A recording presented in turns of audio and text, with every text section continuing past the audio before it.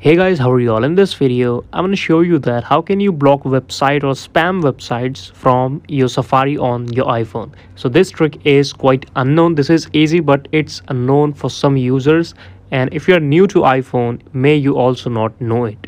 So what to do? Just go on the setting option on your mobile phone here on your app,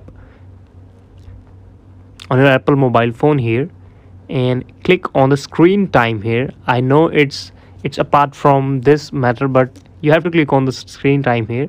When we click it, you can see the fifth option is content and privacy restrictions.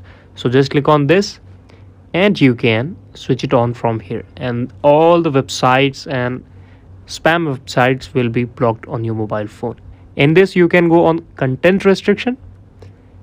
You can just go on your web content and you can click on limited adult website or allowed website. So this is the video. Thank you so much for watching it. Please subscribe the channel if you liked, and we will meet again with the next and the best video with all of you.